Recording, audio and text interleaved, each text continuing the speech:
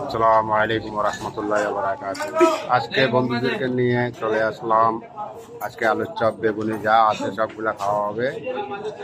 শালা কুমিল্লার বদমাইশ মামু আবির ভাই আজকে বিল দিব লোক, ঠিক আছে। আর খাওয়া হচ্ছে মিষ্টি সিঙ্গারা, পেঁয়াজু, আলুর চপ। এটা ভালো না।